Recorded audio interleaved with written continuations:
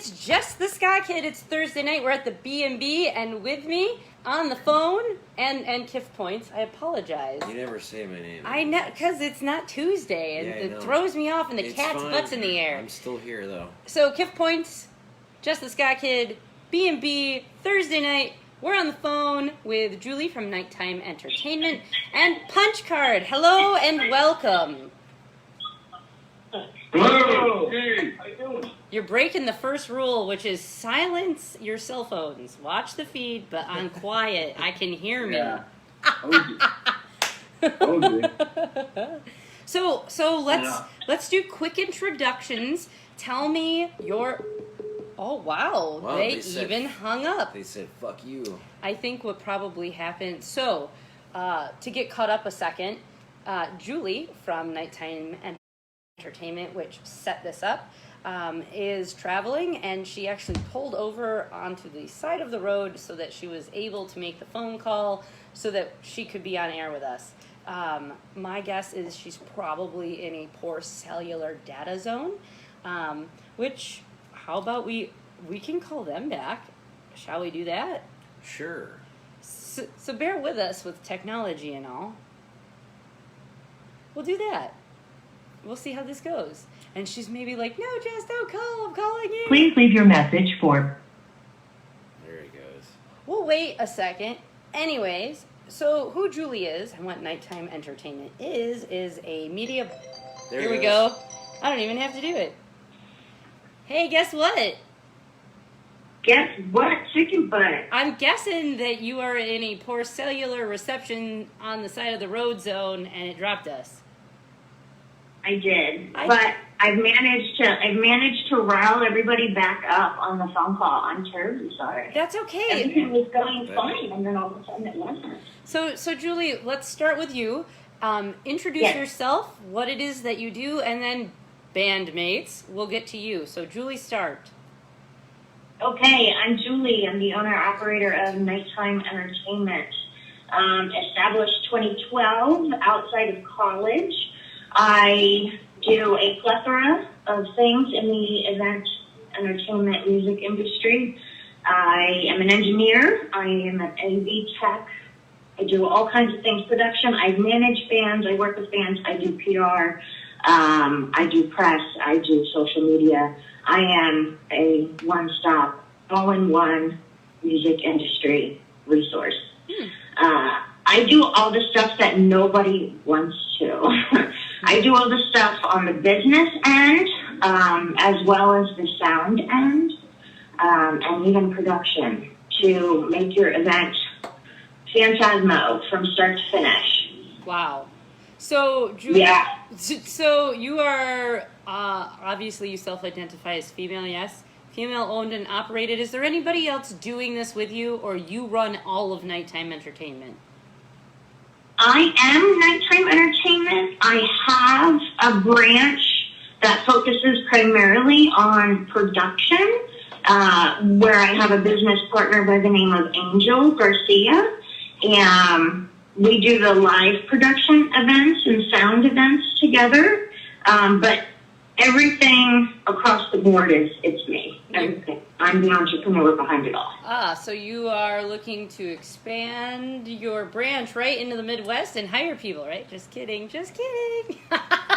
Actually, yes. Everything that I do, from consulting to organizing, coordinating, management, production, it's all done on a remote basis. So it's one of the reasons I have multiple home bases is because I can gig in Florida one week and gig in Vegas the next. So having the opportunity to be portable is preferable. It works in my benefit when there's events, when it's not COVID. Right. So I think when I was introduced or when we first started working together, are you based also out of California? Yes. Okay. A lot of what I do, management, booking, event-wise, is done in San Diego. Okay. and around San Diego. I freelance as an AV technician and a sound engineer all around LA, Orange County, Vegas, San Diego. And then I'll hop over to the East Coast and work all around Orlando, Gainesville, Tampa, Sarasota. So, So are you putting in the work. Yeah, are you if I may ask, are you driving cross country, and where are you currently, like, on the side of the road? My life is many things. I am many things. Boring is not one of them. So I did not anticipate this week going the way that it has, but I've been essentially living out of my car since Sunday, driving from San Diego to Florida. I went up and around. So I just got into Florida. I literally pulled off the side of the road. I'm just outside Tallahassee, and I messed up. Gotcha. I actually have family in Largo, so. Oh, that's much closer to where I am. My final destination is Bradenton. So Largo is like 90 minutes to the north of where I live. And the family that lives there is my aunt and uncle. The uncle works for Dean Guitars, and he plays guitar and is in a blues band, and currently is as a session musician for various groups. But he was in Rock Bottom, which was a pretty big blues band that played around there.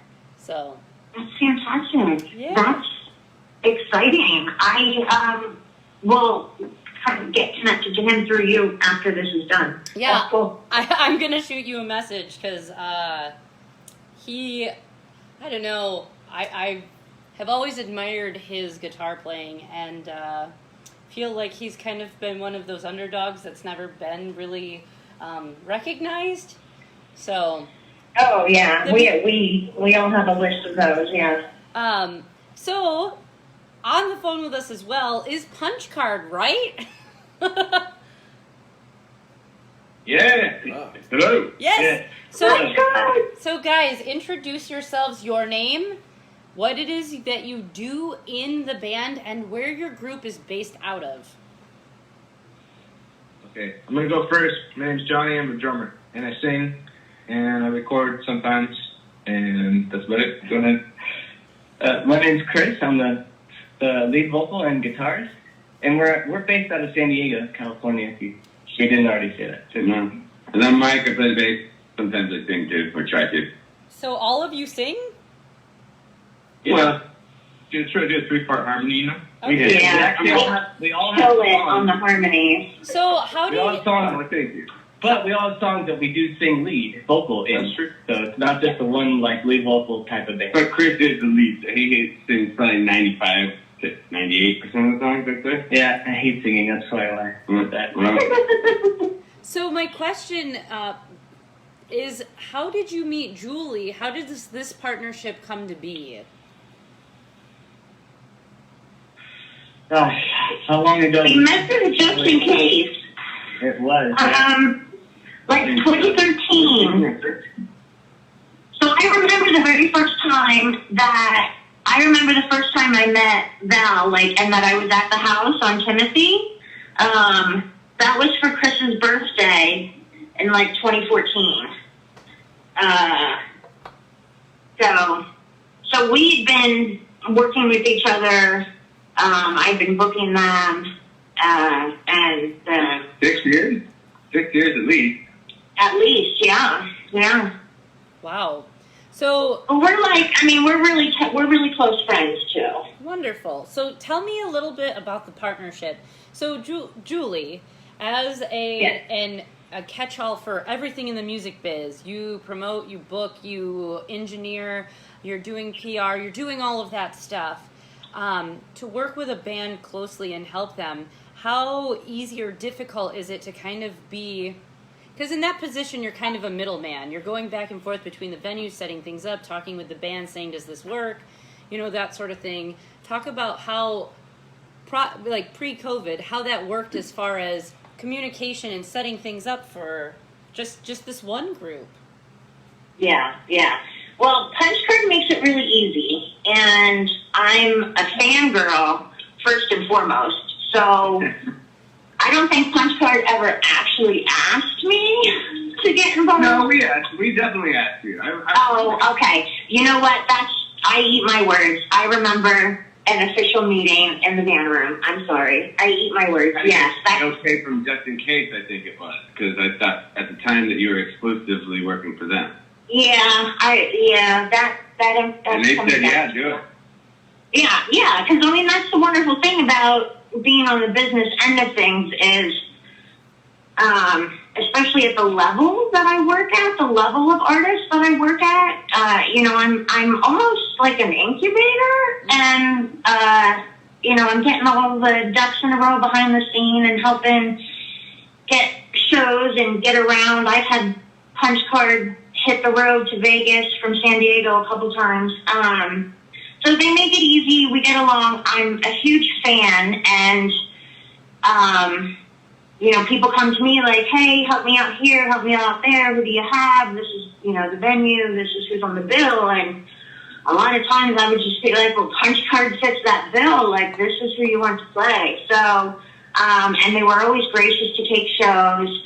They, they're not flakes. They come through. They play their instruments. They make the crowd happy.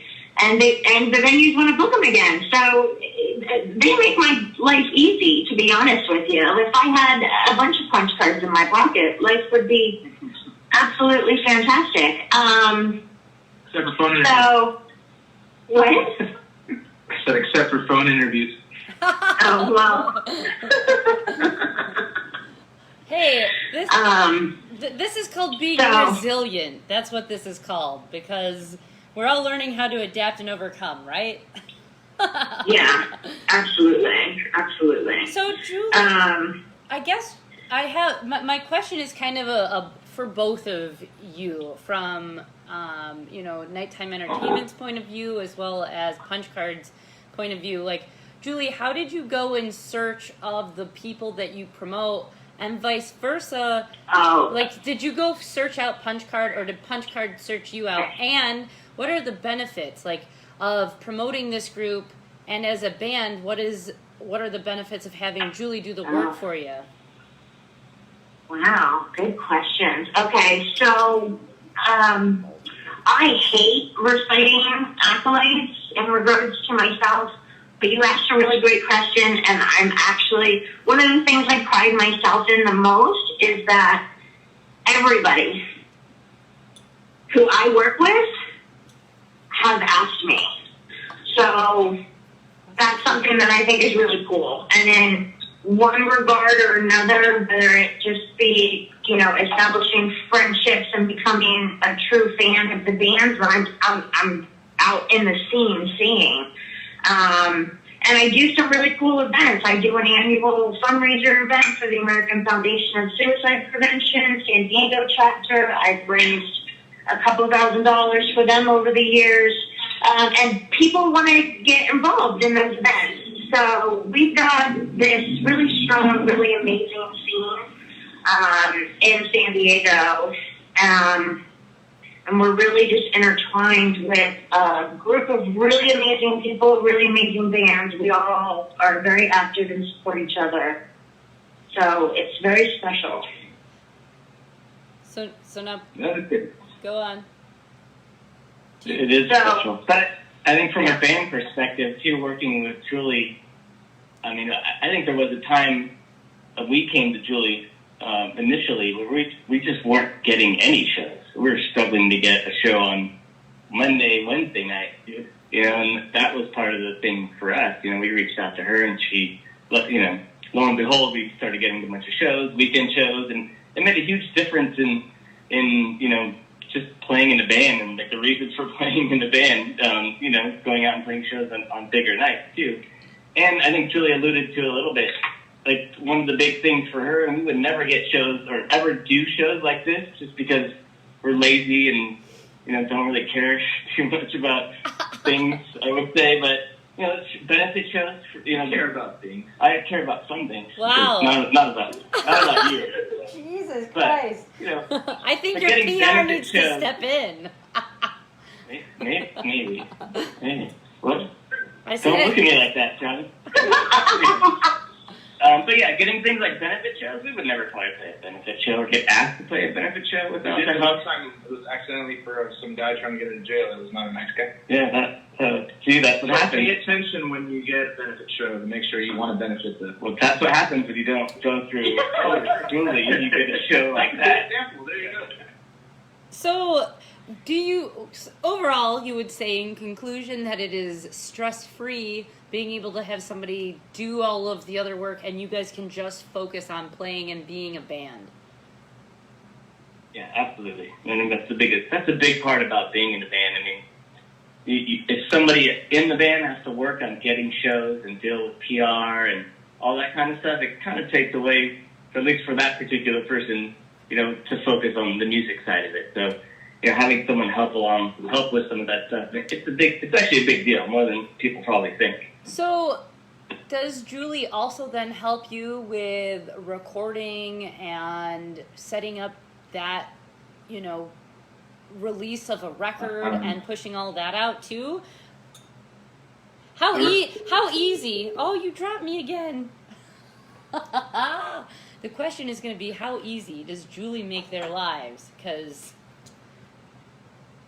it sounds like she does what we do, minus this aspect of it.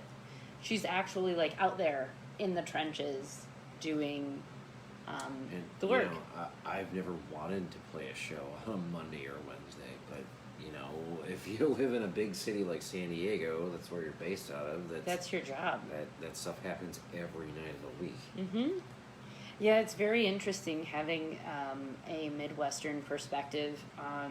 And that would seem like music is everywhere. We don't have shows on Monday and Wednesday night here. We just don't. For some reason, No, it's usually karaoke. Yep. And Thursday night is the, maybe acceptable day to maybe have a show. But what do they But call it? Friday, Saturday. Thirsty Thursdays with all the drink specials. Hey, welcome back. Hey, thank you. I think this is going to be a better connection here. Okay. Yeah, because it's grounded because you guys are in one spot. Yeah. Oh. Yes, we're here. So, let's see. Hold on a second. Julie is calling me. Did you guys call Julie? Because no. You need to call her because I can't merge the calls. Okay, I'm going to call her here. So I call. believe I have to call her first. Yes, if you call her so that we can merge the call and we can all be together. Excuse me.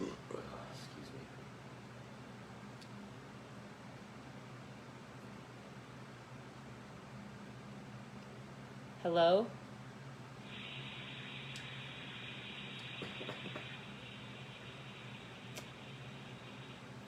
Hey, Jess. Hello! Hey, she's not picking up. I think she may have dropped off the grid, as they say. Well, she just called me. So Oh. so try to call her back, maybe? Oh, all right. Okay, I'll give it another shot here. 1 second. All right. I'm patient. Sorry about all that. No, it's fine. We adapt and we overcome. That's what we do here. That's right. We're going to get through this together. Hell All right, 1 yeah. second.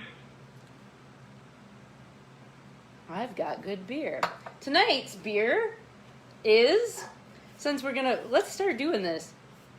I can't read it. Urban Artifact? Here. Okay. So, tonight's beer is an apricot Midwest fruit tart by Urban Artifact. It's called Paperweight. It's delicious. It's also strong. It's best served at 42 degrees Fahrenheit. Did you see that? There is a serving temperature. Drink fresh. This Midwestern fruit tart has 3,000 pounds of apricots per 30 BBL batch. Holy shit, that's a lot of apricots. I also added extra art to our back drop here, if you haven't noticed. It's 8% alcohol by Yes. volume. Both done by me. Anything can be a canvas, even a pizza box, which Even a kitty. Both of them are. Even and a kitty. I ate most of that pizza. He did. So while Punchcard hopefully connects with Julie, and I hope that they know how to figure out how to merge the calls. If not, I'm just going to call them back. Yeah.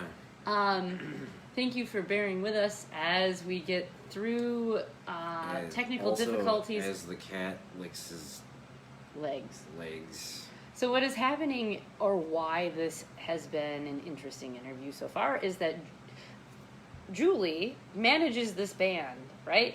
So it's very interesting, or I think kind of revolutionary, that the Booker PR management called us to also participate with the band on the call. On the road, mind you. And I love that. It's unique. All right, let's see. Why, hello, Julie. So sorry. I told you my life's not boring. So, Hello? okay. All right. We're all back. Wonderful. It just took a second. Good. So here's what we're gonna agree upon. If for some reason the call gets dropped again, I am going to call you back. Sounds good to me. Sound good? Yeah. Because as far as connections go, I remember when we first started doing this show. Holy fuck, we do everything off our phones. We had no internet, so we were tethering to each other, and we were in a dank ass basement that was gross. So there was a lot of times where it was like, the feed is paused. You don't have internet. This thing is failing, and you're like, ah, and. People still watched us, because I guess... That's true. You know what's the best kind of show? A shit show. So... Hey, yeah. So back on here, as far as, like, where we were in regards to the question is, I was going to ask, how easy does Julie make your lives? Like, does she also set up your recording and mixing and mastering and release of an album, and you guys just have to be a band? Well, no, we do all the recording and the engineering. I do all the recording. I'm sorry, guys. I do all the recording and engineering, and then the releases from all of us. Okay. Yeah. So then, with this partnership, what I was saying before you guys joined us back is that this is very unique and revolutionary. I very much like that both the manager of the group as well as the group is on with each other, so that the perspective can come from both sides. Which I really appreciate. When we've had other people set up shows, the band has like no clue. They're just like, I don't know, they do that. So that leads me to this question: is if you're both releasing this album, who you share the responsibility then in like the marketing of it? Julie, do you take? It's a very DIY thing. So it's anything album-wise, anything writing-wise, anything creativeness is all Punchcard through and through.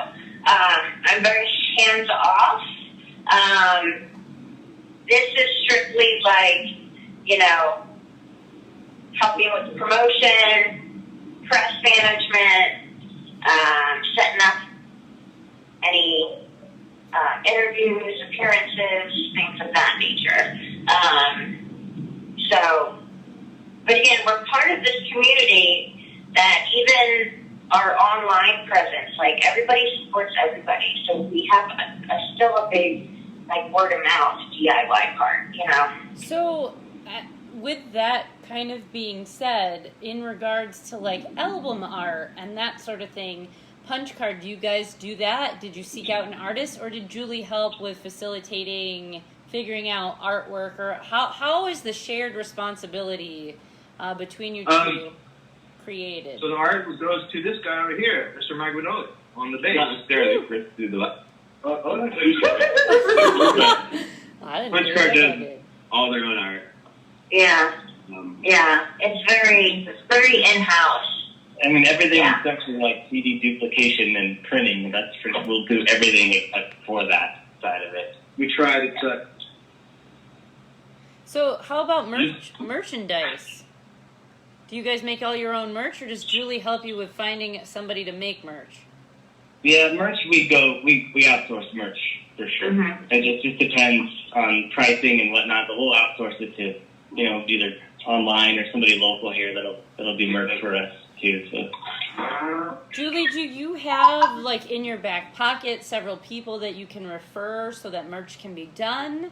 Oh yeah, Okay. oh yeah. Between different online platforms where people can just order a design and it's made per order, or again, we utilize the people in our scene.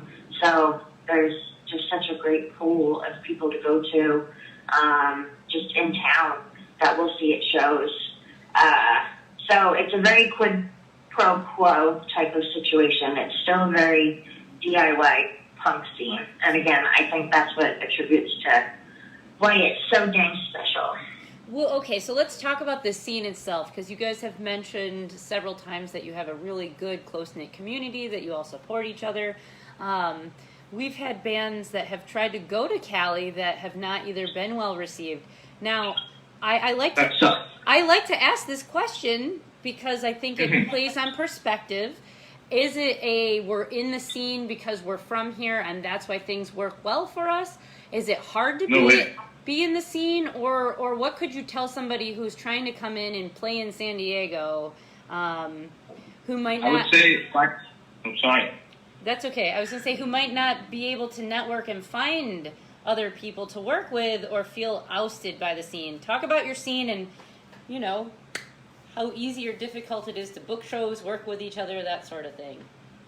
I think it's an awesome scene. Everybody else's back. If we have a show, and that, and I think our sounds all complement. Well, at least the little round of bands that we go, we play with solidly all the time. But whenever there's a band from out of town, like, it's all about, I don't know. I love it when somebody comes from out of town and hits us up and say, hey, can you make a show? Because I don't know, I get so excited to meet new people and hear new bands and like work with them. And then I've had bands that come, or we've played with bands that come back every year, and then you get to be friends with them. And if you go to their state, then you'll be better received than if you would have just gone out of nowhere, So Punchcard is often added to the bill as a local opener for those bands that are touring.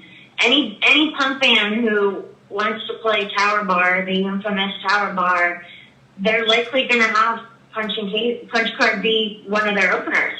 That's awesome. So, yeah. So it's very open. It's very welcoming. And the only thing I really think needs to be said is if you're seen at a show and you're recognized as being at a show, like, you're more a part of it than you might realize. So it's pretty cool. So my takeaway is this: if people who are trying to go to San Diego and play a show, what I should do is connect them with you, Julie, so that we are able to continue this cross network across the nation of bringing underground music to different people. Yeah. It wouldn't hurt. It wouldn't hurt. I'm a really big pool of resources. So, That's my next question, I guess, is do you have, how long did it take you to establish yourself, one, and two, do you have in your back pocket the same go-to venues that you know will always let you book, or are you also branching out and trying to stake your claim in other places? Talk about that side of the business. That's a really hard question or an easy question, because the answer is no, because there's just nothing right now. Gotcha. I like to work with who I like to work with. I tend to, I'm always looking to return favors. I'm always looking to establish mutually beneficial relationships. Very much quid pro quo. There's just nothing happening right now. So if the venues are still up and happening and can come back with shows, they're absolutely going to get my support. But that's just such an unknown right now. I'm trying to figure out how I don't have to just go work at Walmart, just to be very candid with you. So, yeah, that's tough right there. So, I'm really trying to push some production. I think I might think I might become a driver, to be honest with you. And, if I can't put up events and throw events, then I can at least transport stuff. So your main business is this. You don't have like a 9 to 5 and then you come do nighttime entertainment. Nighttime entertainment is your gig, period. Yeah. Okay. I mean, cut and dry, it is. Because even when I'm freelancing under Julie, I do it under a subsidiary of nighttime entertainment. So, yeah, just about everything that I do in my life is trying to get this baby off the ground, is trying to get it so that I am my own boss when all is said and done. So we'll see. I just don't know. I don't know what it looks like right now. It's been a rough few months. Yeah, it's been a very difficult time for music, I think, in general. So how have you guys adapted? Have you started to push for more of the live streaming? Oh, excuse me. It's COVID! No, just kidding.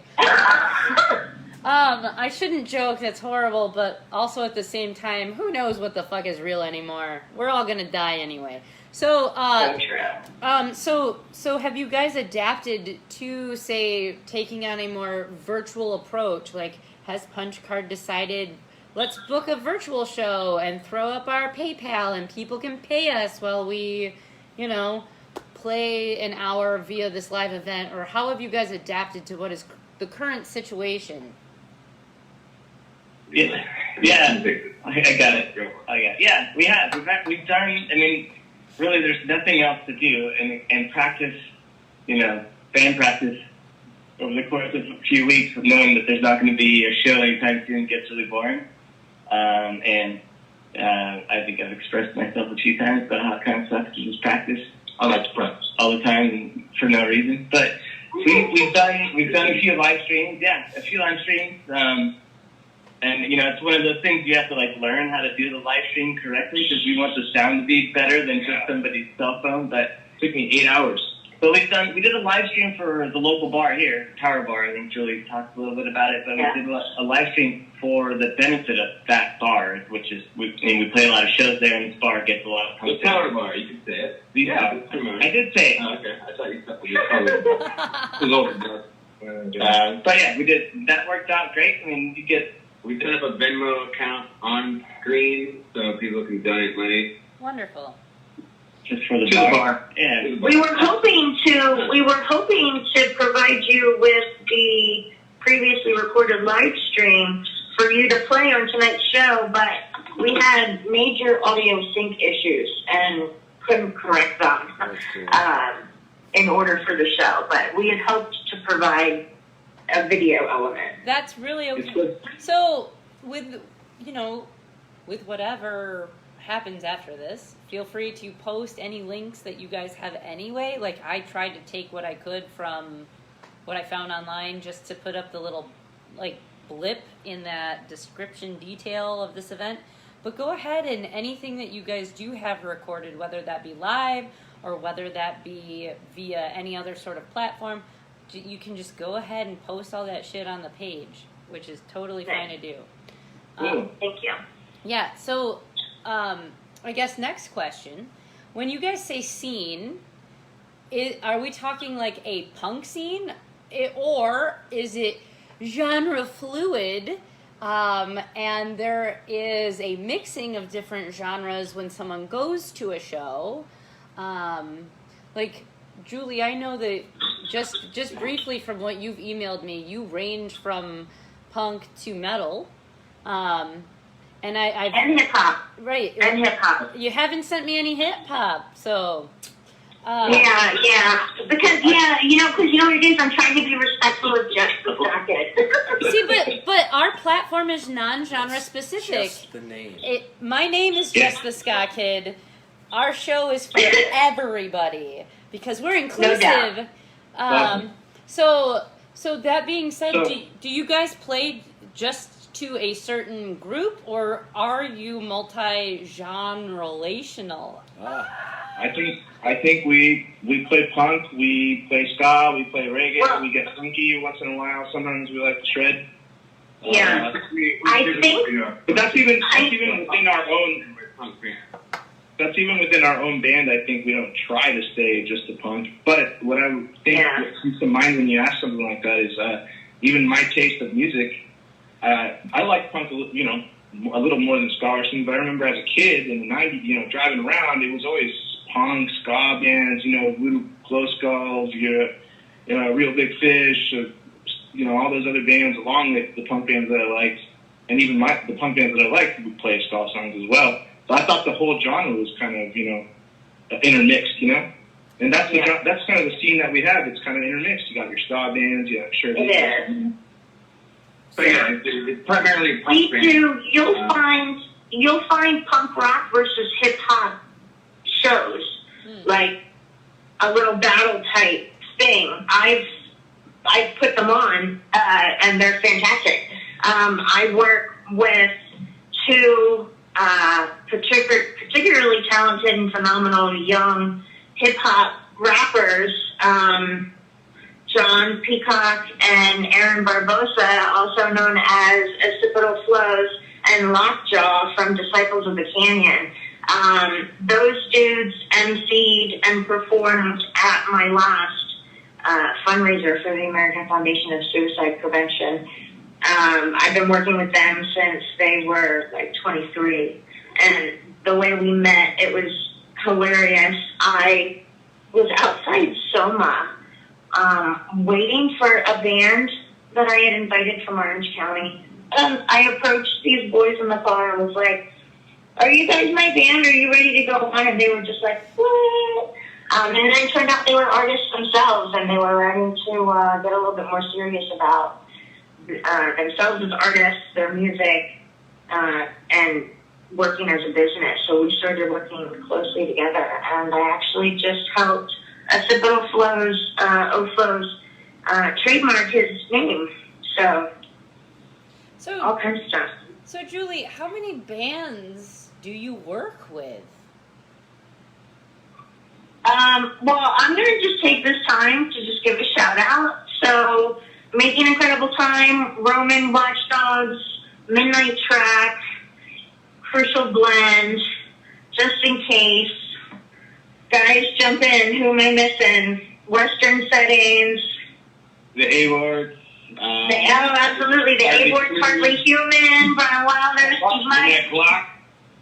Midnight Black, yes, the absolute. I mean, the list is so long. I actually had a tour. I had tour books with the Midnight Black and the Dangerfield, and then COVID happened. Disposal. I've worked with Art Disposal a few times, so there's a lot of different stuff.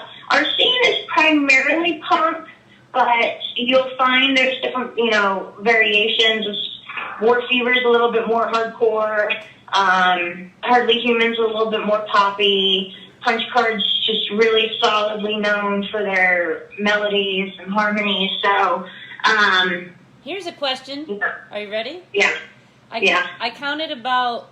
I think I counted 14. I think, but well, not all of that is in like an official capacity. These are just like homies. Like again, I'm a fangirl first and foremost.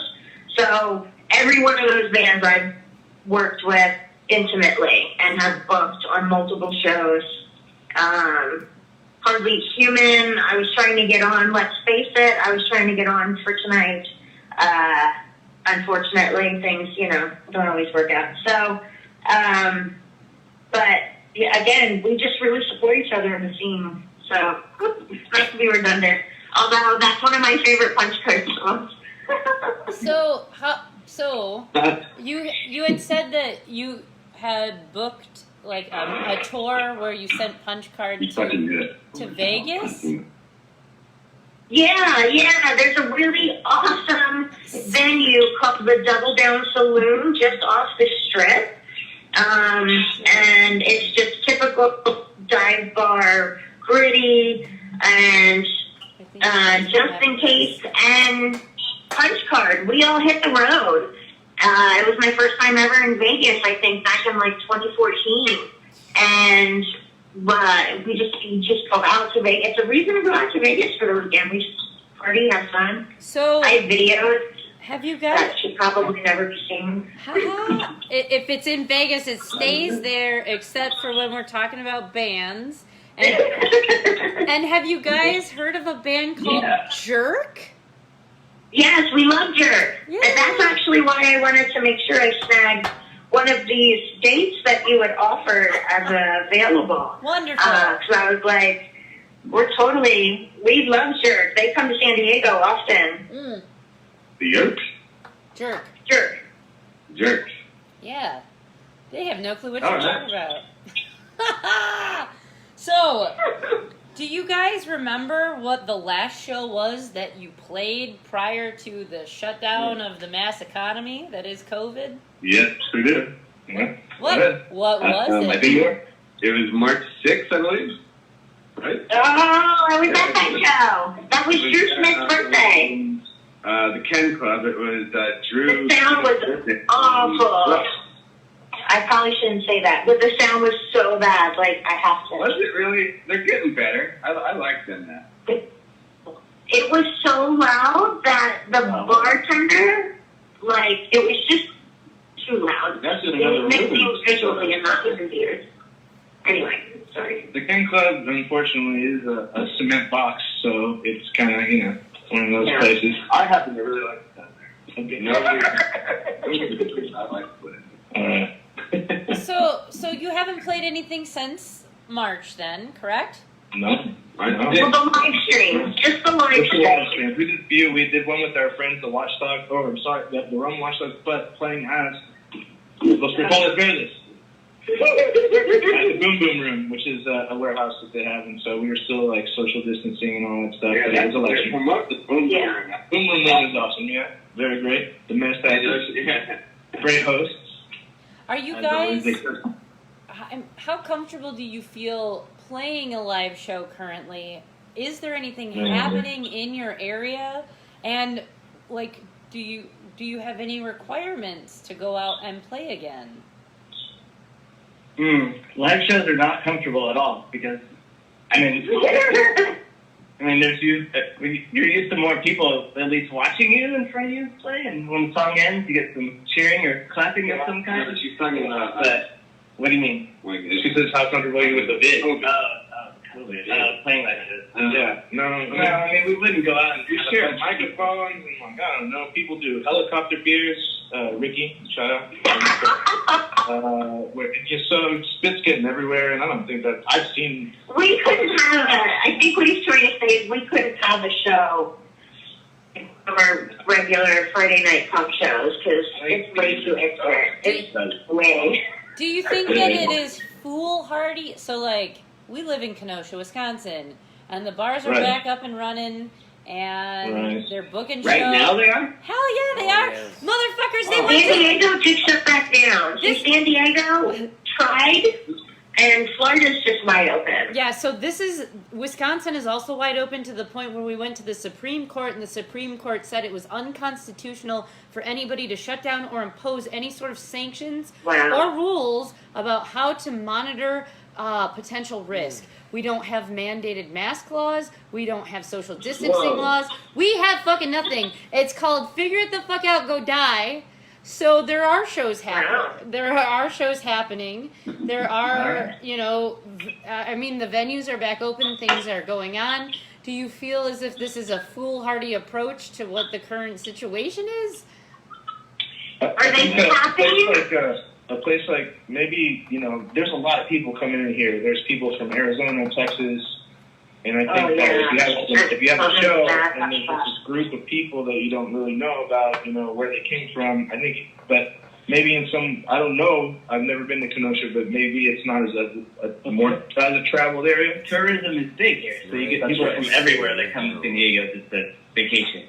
But either way, I think we need to take a week off and go to Kenosha, Wisconsin, so we can play a show. Exactly. Yeah. Right? We'll be wearing masks. But we will be. Well, and that's the thing too, is like you don't even have to wear a mask. So. I know, but it's safe. See, and I think we're pro-maskers. I'm okay with that because That's cool. I don't really understand. We probably wouldn't wear a mask. I don't understand what the argument is because, like, We'll start off the night with a mask. Yeah. you know, like people wear seatbelts, right? They adhere to speed limits. They stop at stop signs. They get their kids fucking vaccinated. They pay their taxes. Why the fuck is wearing a mask become such a horrible thing? And why do people think this is a conspiracy? I don't know. You tell me. I have no idea. We are. Yeah. So, Well, I might have to ask you to specify which conspiracy, because I feel like there's multiple there conspiracies happening. So do you want to talk about the coin shortage, or do you want to talk about... That too, holy shit. that's Like, there's multiple conspiracies happening in our world, but I'm going to stick to, I'm a punk rock girl through and through, so damn the man, but... here's what I think. Here's the ultimate conspiracy that I don't think it is a conspiracy. Everyone's afraid of this new world order, but in fact, because of the global economy, we've already established that one. Number two, all of the world leaders are in with each other on what's happening because our resources are significantly depleting because of global warming. So they know we're all fucked. We're not going to have food. We're not going to have water. We're not going to have the ultimate resources that we need to have from the earth because we've screwed them up. And so instead of addressing those issues, we're just going to become sick and allow people to make the decision to kill themselves off as opposed to trying to save anybody, because the rich want to maintain those resources and continue to make them valuable, when in fact those things should be the rights of all people. Education, water, food, land, those are all things that should not be commoditized, and everyone should be able to have them. So that's what I think. Wow. I'm gonna applaud you right now. Like, wow. Woo. It's all of the conspiracies in one, and that's why we don't have any coins, because it's not gonna Damn, matter. girl. Woo. Let it out. Damn, girl. All right. Woo. So back to music, I guess. You guys just released an album, yeah, an LP, EP? An EP. Yeah, there you go. I'm gonna learn these An terms. extended play, as they say. And that's where the fucking words throw me. Extended means long to me, but not. No, that's LP. But anyway. It's an extended. Right. So back in the day, they'd have the just the one front and back song. So this is an EP, so it's extended. Right. So we're So you gonna got play. probably 2 or 3 of them. We're gonna play that on the second portion of the show. So tell us. Wow. Yay! So tell us about that, and what can the listeners expect? How long did that take you to do? Oh man! It actually, I don't know how. It was a project of 2 years. No, Year and a half. A year and a half. It took longer because things get in the way, like work and all that stuff. And so COVID, and No, It COVID. was before COVID. Well, no, we released during COVID. During COVID, yeah. It was our first release during a pandemic. Pandemic. Absolutely. It's historical. Yeah. So we recorded it mostly here in our little practice studio, and sometimes at Chris. For singing, I think it was at my house, and yeah, it was all DIY. We did our best, and yeah. 4 songs, again, kind of spanning the whole thing. There's a little reggae in there. I don't remember if there's any ska songs on that one. That's really okay. But, yeah. I do like more music than just ska. Oh, I know. But, Do you? You didn't ask, so how would you know? Oh, were you catering to it? I guess so. But no, because we were talking about it earlier, I think you were pretty receptive to punk. I actually think that I am probably punk to the bone, but love ska because of the actual focus on unity that it is. See, ska is what led to punk, because ska was a music genre created specifically to liberate a group of people from oppression and lead to revolution so that people could become liberated from England.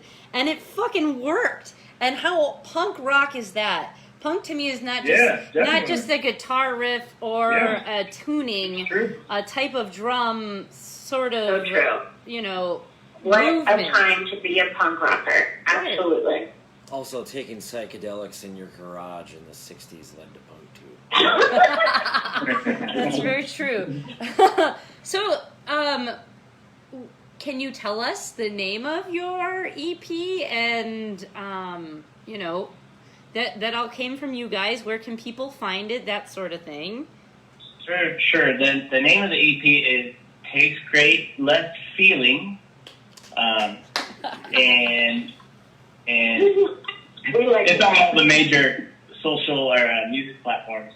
Streaming, Spotify, streaming Spotify, music. I know that you're on Spotify, you're on Bandcamp, you're on YouTube, you're on Facebook, you're on Instagram. Where else? We're on the Apple.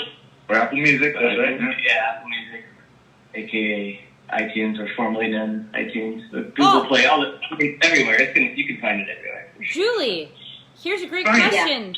Have you tried to bridge the gap into having your bands be like on Pandora? What does that look like? Have I looked into Pandora? No. And that's just honestly, no. Okay. I stopped preference. I'm just Spotify gal. I don't particularly use Pandora any longer. This is the conversation we had the other night, was that it seems that Pandora has become so selective that you hear the same things over and over and over and over again. Whereas, like, if I follow you guys on Spotify, it will do a good job of mixing in other things that I've not heard before. Yeah. And that's what I really enjoy about Spotify, is it just exposes me to new things. In fact, I was just listening. I sent Punchcard a screenshot, a song by a band named Mike V, and the Rats came on. And that's funny because Mike Vinoli is the bassist of the band. So it was Mike V and the Rats. It's funny. No, so really, sci-fi. whatsoever. Shout out to Mike V and the Rats. So prior to COVID, how often were you guys touring? And Dude, you guys just hear that? ooh, did you hear that? What's that? Touring. Yeah, Go ahead, Mike. like prior to COVID, how often were you touring and where were you going? Vegas, and we did Mexico, actually. Oh, yeah. We did Mexico, and that was really fun with the Midnight Block, El Topo Records, those guys. We had some shenanigans in what places? It was, what was the place? Mexicali. There you go. Mexicali! We have a band down there you guys should connect with. They're called Epic 18. Have you ever heard of them? Epic 18. Oh, I was at their show. No, they're incredible. Epic 18, I was at their show at the Tower Bar right before all this shit happened at the end of the year. They're incredible. Thomas Ocho and I are connected. Yeah, Wonderful. Epic 18 is incredible. Great. Here's another thing. Do you guys have merchandise? yeah. Right here. No, I'm looking at it. it's in my garage. Not wearing it. What is that? Never mind. That's a box of shit. Never mind. But we have t-shirts, sweatshirts, stickers, CDs. Wait, time out. Slow down. You have sweatshirts? We do. Do you Yeah. do you Real have useful this time of year. do you have pullovers or are they zip ups? Pullovers. I fought for the zipper. I would zip up too. Next time. And okay, Stickers, hats. what kind of hats? Trucker hat. Trucker. Oh, you know, one thing I was going to bring up and I forgot for our AP. It was actually, the name is rooted in Wisconsin. Yeah. Do tell. It really is. Chris knows the story. Chris knows the story. Go ahead. Well, it's a play off of Takes Great Left Feeling. Miller Lite to That's right. Yeah. Is that Milwaukee? Milwaukee? It is, but fuck all that gross beer. As we sit here, we're all drinking PBR. It is. It is. That's all right. PBR's all right, but any sort of like other like Miller in and of itself is disgusting. And I couldn't agree with you more. we drank PBR is great. we drank a whole bunch bunch. of PBRs. Like if you go back and you watch from 2 years ago, we were drinking a lot of PBR, but we've kind of become beer snobs, and now we like sours. So. Oh, okay. Yeah. But if we were in San Diego made me a beer snob.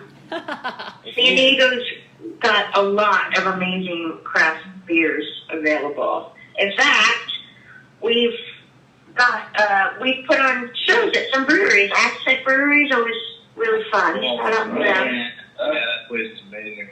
Those are Right? What is it? Yeah. Yeah. People, right? I'm actually brewing a beer. With my sister, Kolsch. Canada. You of course. Ooh. Yummy. It's for a person who hates craft beer. It's good. Why do Kolsch's they? are, yeah. Why do they If even you say like PBR. craft? I mean, craft beer just means that you fucking made it. All beer is craft beer. Yeah. Jess, I haven't grown up yet, so I like craft. It's Yeah, he doesn't okay. like this beer, If but he we were drank in my beer. Chicago, you'd I be was drinking impressed. old style. Yeah, if you were in Chicago, you'd drink Old Style and Malort. Okay, that sounds great.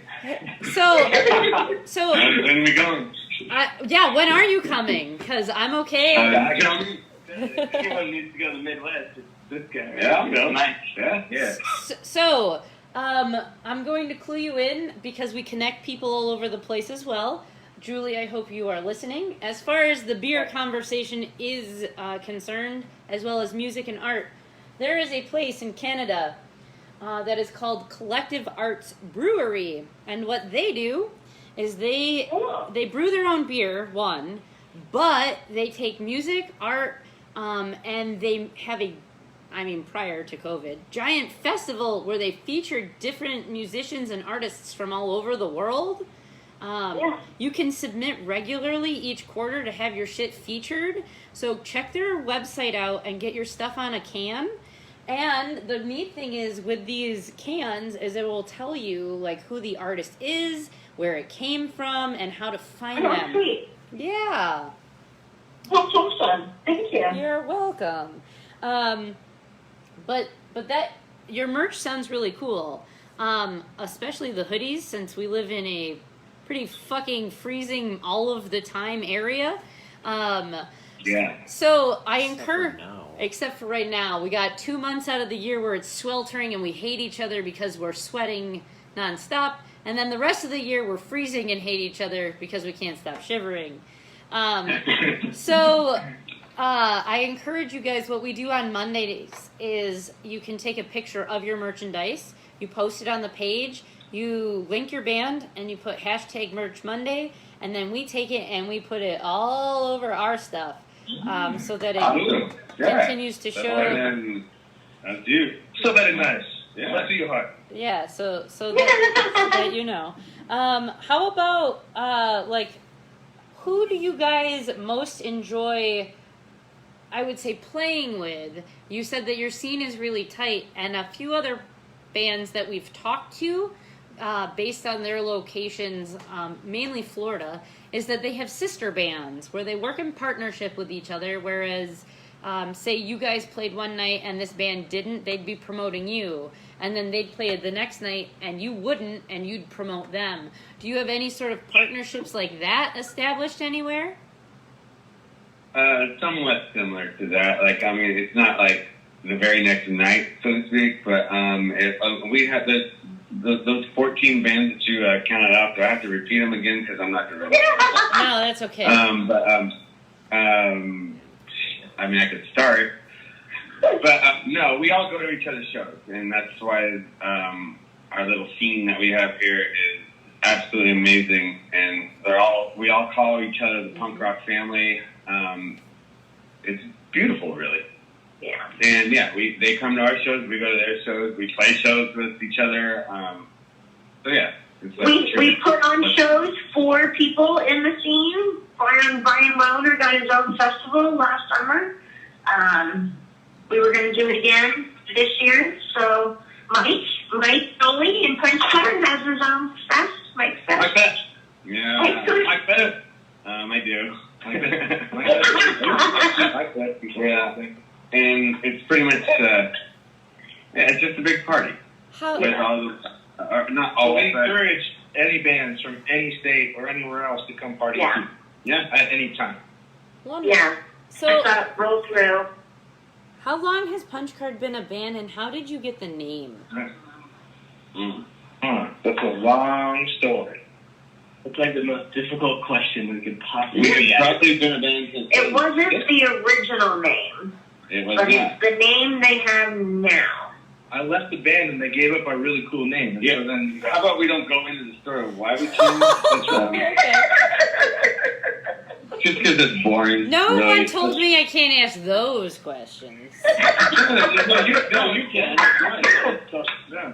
So originally when we got together, was it 2006, Chris? Yeah. Okay, 2006. I moved here to San Diego, and we had a drummer, and Chris had just moved here, and we had a mutual friend who said I played guitar, and I had a mutual friend who knew Chris and said, "Hey, Chris moved down there. My band in the Bay Area had played with their band when I was in high school, and they were in Chico State." Anyhow, so I knew him. He came here. I was like, "Dude, let's make a band." We had a drummer. It was fine. We were aces and eights, but we needed a bassist. We finally did get a bassist who kind of stayed, but he wasn't really, he was kind of flaky. No, that's not true. Timmy, we love you. Timmy? And then, so then the whole time I found out Mike Vinoli, his brother, so it's Chris Vinoli and Mike Vinoli. Mike Vinoli moves to San Diego also, and I'm like, dude, why the hell is he not playing bass in this band? And I don't remember through whatever went on or whatever, we finally got him to play bass, and then that was the final lineup for a little while, and then I left on a little hiatus, and when I came back, we were Punchcard. and then I played drums. Yeah, now he plays drums. He was really. Wow. I mean, we can go deeper into that, but Right. That's about the gist of it. Gotcha. My cousin, shout out to Jacob too. He played drums for a second, but he was great drummer, not a punch drummer. like, Peruvian flake. What are you gonna do? So, we've gone past the top of the hour at this point. In closing, Okay. what do you want people to know about you, and where can people find you? Chris will take that one. I was gonna say that's the everybody becomes silent question. That's an easy Right, question. right. I Goddamn. don't know. I thought it was important, so I didn't want to take it. you give the lead singer that question. Sure. No, it's not. Okay. You answered all the important questions earlier. Now you. Well, okay. What are they right now? Go, Chris. I don't know. I mean, Punchcard we're just a band that likes to play music and have fun. At the end of the day, we don't really care about popularity or being famous or doing interviews. Is that weird to say? No, this is fun. But it is fun. Don't get popular. This is fun. It is. But no, at the end of the day, we're just a punk band that likes to have fun. And that's all it's really about. Yeah, Most people fun. understand that. Like when you hear us talk, that's I the point enjoy of playing doing shows it. with all of our friends. And all our friends. And making new friends. And making new friends. But yeah, I like our. if people want to hear our music, you can go to Facebook and search Punchcard Punk. It'll pop up there. Instagram is also Punchcard Punk, so if you want to look us up there, you can find us there. And then of course, all of our albums, which I think at this point we have 7 or 8 albums, are all mostly on all the the music platforms out there: iTunes, Apple Music, Google Play, and whatnot. So just search Punchcard Punk. There is a Punchcard that is from the Philippines. Shout out to There's them. one of them. Don't get it mixed up with us. We kind of look alike, right? Not in the league. Not in the league. Just to make sure, so don't get that confused. And I don't think they play punk. They do. No, they don't. They do? Mhm. Really? No way. Oh, damn. I didn't know that. You're epic Apathy and confusion would fit well within the Kenosha music scene, just so you know. Okay, Julie, how about you? In closing, what do you want? Like, are you taking applications for bands? Can bands submit to you? The short answer to that is yes, always. Preferably, if you were conducting yourself as a business where you take yourself seriously as a business, you've got to be at a kind of a certain level before you really need anybody working with you as a team in that regard. But if you're ready and looking to invest Team. in the scene and in your music, I'm always looking to help. I do consulting, I do production, I do sound, I do video work. You can find me on YouTube, and it's Nighttime Entertainment with a K. I'm on YouTube, I'm on Facebook, I'm on Instagram. I have a new business line, 407-630-9070. Reach out.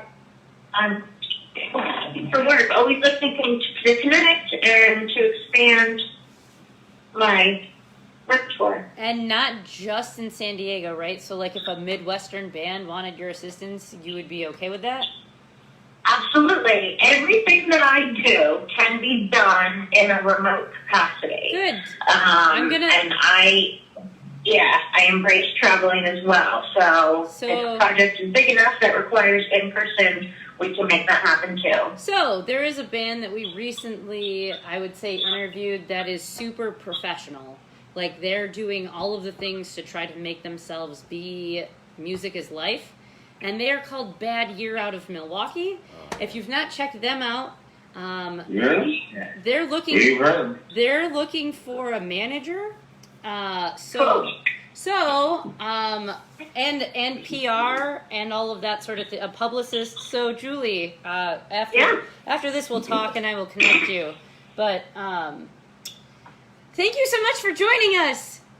This was really fun. Thank you. Great conversation. Yeah. Wonderful. And when all of this, imminent death has lifted, we're allowed to people peacefully again, I invite you guys to come play in our basement in Kenosha, Wisconsin. We'll feed you. We'll feed you. We'll do a party. We'll have beer. Those sorts of things. So let's do this. We'll help you. We'll help you guys work with Julie to book a Midwest tour, because that's what we do. Yeah, that would be awesome.